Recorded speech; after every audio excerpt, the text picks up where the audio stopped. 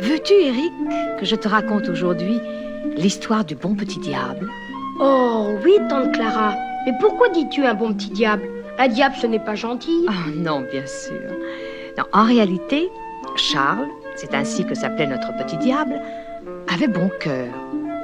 Malheureusement, depuis qu'il était devenu orphelin, il vivait en Écosse, chez sa cousine, Madame Macmish, une vieille dame avare, au cœur sec. Et il ne pouvait s'empêcher de se venger des mauvais traitements qu'elle lui infligeait.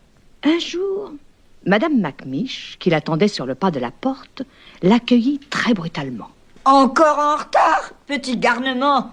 Toujours à courir les rues au lieu de me faire la lecture. Rentre, que je t'enferme dans le cabinet noir. Tu n'auras que du pain et de l'eau pour déjeuner. Charles se retrouva prisonnier. Dès que la porte fut fermée, il se rua sur elle, espérant l'ouvrir. En vain. Par bonheur, Betty, la cuisinière, l'entendit. Elle t'a encore puni, mon pauvre Charles. Allez, sors vite. Va te cacher dans ma chambre, j'irai te chercher tout à l'heure. Mais Charles, au lieu de suivre ce conseil, courut retrouver sa grande amie Juliette. Et lorsque Betty monta à sa chambre, elle n'y trouva personne. Si Madame Macmish découvre qu'il s'est échappé, elle comprendra que c'est moi qui lui ai ouvert. Quel drame encore. À moins que je ne lui fasse croire que ce sont les fées et les sorcières. Or, Madame Macmish avait une peur terrible des fées et des sorcières. Quand elle envoya Betty délivrer Charles, celle-ci revint en disant que la clé n'était plus sur la porte. Pas sur la porte, mais je l'y ai laissée pourtant. Elle n'y est plus, madame. Venez voir vous-même. En effet. Oh, c'est incroyable. Et ce Charles qui ne répond pas. Charles, veux-tu répondre? Veux-tu répondre, chenapan? Mais vraiment, je n'y comprends rien. Je n'y comprendrai rien non plus s'il n'y avait les fées. Ah, Elles auront pris la clé et fait disparaître Charles. ah, les fées, que dis-tu, Betty? Ne me parle pas de ça. Madame Macmish fut si terrifiée qu'aussitôt elle s'enfuit au salon et la première chose qu'elle aperçut en entrant fut la clé. Betty l'y avait déposée bien en vue. Betty! Betty! Betty! Allons chercher ce gredin, il s'est moqué de moi en refusant de me répondre. Il va s'en repentir! Charles, entre-temps, était revenu. Étendu sur le sol, le visage poudré de farine, il s'appliquait à ne pas bouger. Mon Dieu, madame, il est mort. Les fées l'auront étranglé. Effrayée un instant par ce spectacle, Madame Macmish se reprit vite.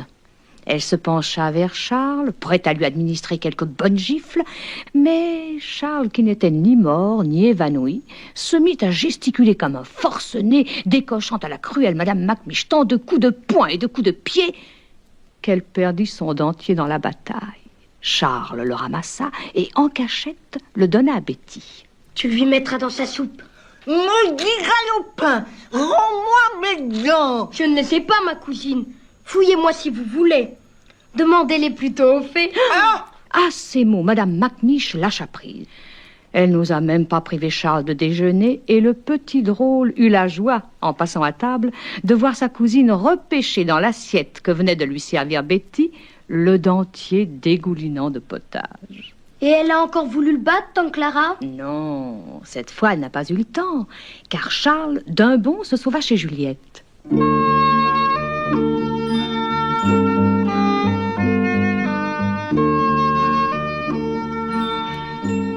Juliette avait 2 ans de plus que lui. Comme Madame Macmish, elle était cousine de Charles.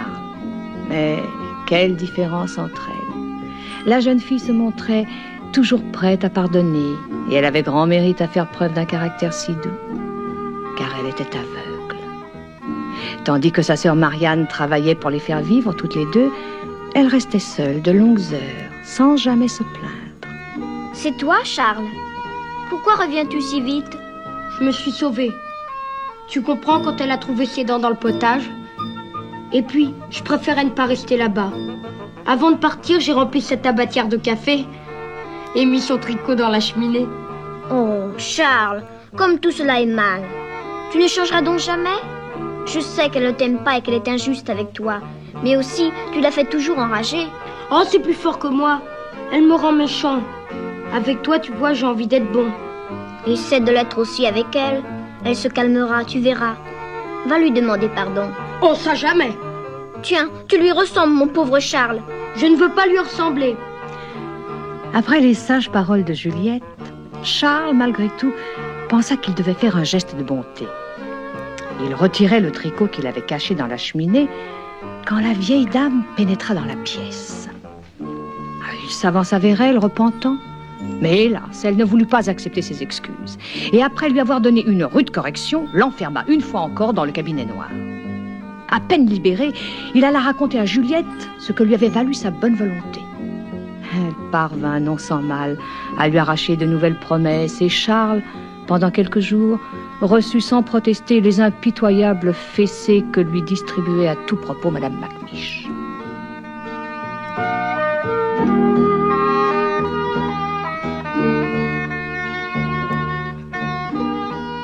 Oh, j'en ai assez, Betty. Je ne peux plus me tenir assis. Je suis endolori. Ma bonne conduite ne la fait pas changer, au contraire même. On dirait que ma soumission l'encourage à taper plus fort. Écoute, j'ai une idée. Je vais coudre un morceau de cuir à l'intérieur de tes pantalons. Tu ne sentiras plus rien quand elle te battra. Mais Madame Macmiche s'aperçut très vite de la supercherie et entra dans une colère épouvantable. Charles ne s'avoua pas vaincu. Sais-tu ce que nous allons faire, Betty? Je vais découper 2 têtes de diable dans du papier noir. Et tu me les colleras là, sur la peau. Mais oui, à l'endroit qui n'est plus protégé par tes pantalons. Enfin, quand elle verra ces diables, elle croira que ce sont les fées qui les ont dessinés. Elle en sera malade de peur. Je cours chez Juliette lui demander un peu d'argent pour acheter du papier.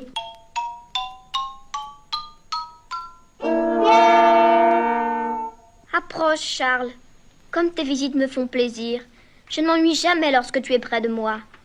Ta cousine, au moins, ne t'a pas battue aujourd'hui? Tu te trompes, ma bonne Juliette. Elle a découvert que mes pantalons étaient doublés. Tu imagines sa rage? Accepteras-tu de m'aider à lui faire une farce? Charles lui exposa son projet, et Juliette, qui trouvait juste que cette vilaine femme reçoive une leçon sans méchanceté, lui donna l'argent dont il avait besoin. Tâche de ne pas trop l'effrayer tout de même. Juste ce qu'il faut pour lui ôter l'envie de me frapper et de me priver de manger. Cela ne peut pas durer. Et puis, vois-tu, ce qui m'embête le plus dans tout cela, c'est de lui devoir le peu qu'elle dépense pour moi et d'être sans arrêt traité de mendiant par elle. Mais tu ne lui dois rien, Charles. À sa mort, ton père lui a confié une somme de 50 000 francs, avec laquelle elle peut largement couvrir tes frais de nourriture. 50 000 francs? C'est une fortune. Je vais pouvoir payer toutes vos dettes et Marianne n'aura plus besoin de travailler. Il faudra bien qu'elle me rende cet argent. Un peu de patience, Charles. Marianne a remis ce reçu au notaire, c'est plus sûr. Il fera le nécessaire.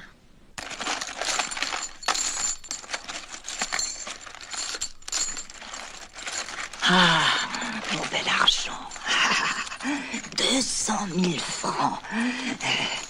Sans compter les 50 000 francs de ce garnement de Charles. Je ne les lui rendrai jamais. Et si on me les volait? Charles, c'est toi? Viens ici tout de suite. Je vais te dicter une lettre destinée au notaire. Voilà ma cousine. Écris. Cher ami, j'ai quelques économies. Malgré tout ce que je dépense pour Charles. Voulez-vous avoir la bonté de me dire où je puis les placer afin qu'elles soient en sûreté? Madame Macmiche prit la lettre et ne la relut qu'après avoir signé. Oh, misérable, qu'as-tu écrit? La vérité, ma cousine. Mon père vous a laissé 50 000 francs à sa mort. La lettre que Charles avait écrite ne ressemblait en rien à celle que lui avait dictée Madame Macmiche. « Cher ami, disait-il, en privant Charles de tout, je fais beaucoup d'économies. Je voudrais placer en lieu sûr les 50 000 francs que son père m'a confiés en mourant. » Bandit! Attends que je t'attrape! Oh! C'est un mensonge! C'est un mensonge! Bandit! La prison, c'est tout ce que tu mérites! Madame Macmiche réussit à se saisir de Charles pour le fouetter. Mais comme elle craignait qu'il n'eût à nouveau mis ses pantalons doublés, elle décida de les lui ôter. Et alors, horreur! Elle vit les diables noirs. Elle poussa un hurlement et s'évanouit.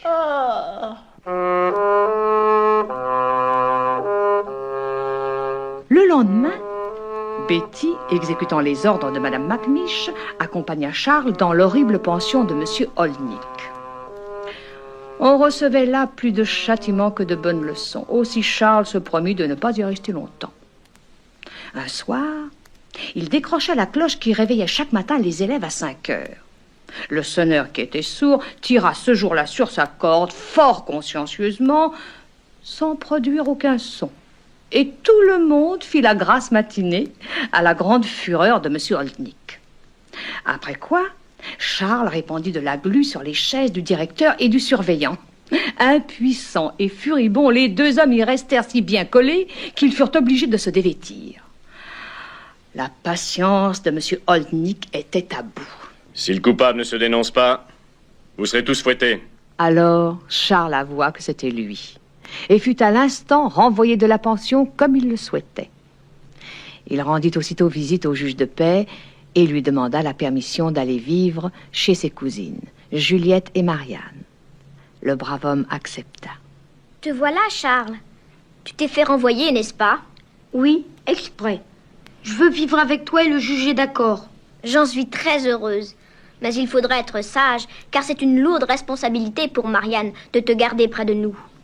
Près de toi, je serai toujours sage. Tu me conseilleras et je t'écouterai. Que va dire Madame Macmish? Le juge et le notaire sont allés la voir avec le reçu et la lettre. Quand elle aura rendu mon argent, ils le déposeront entre les mains de Marianne. Pendant ce temps, en effet, le juge de paix se présentait chez Madame Macmish.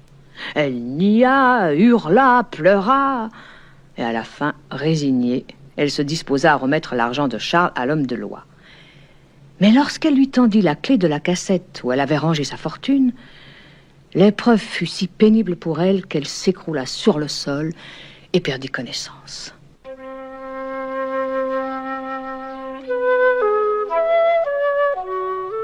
C'est ma faute si elle est malade. Permets-moi, Juliette, d'aller à son chevet. Charles entoura sa vieille cousine de soins attentifs. Hélas, rien ne put la sauver. Elle s'éteignit quelque temps après.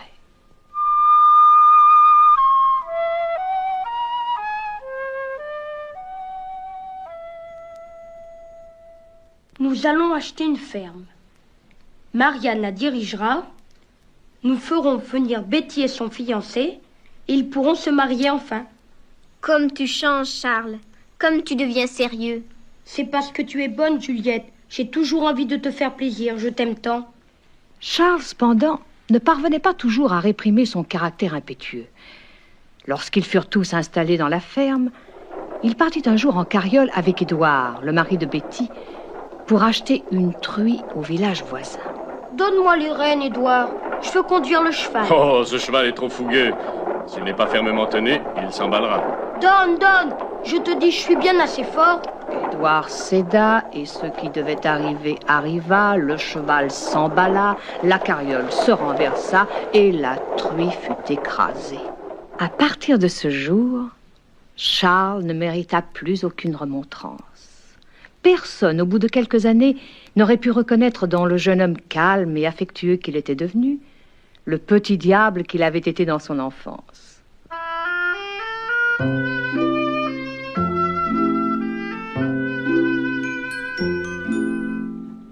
Maintenant qu'il était un homme, Marianne le pressait de se marier, mais Charles refusait toutes les jeunes filles qu'elle lui présentait.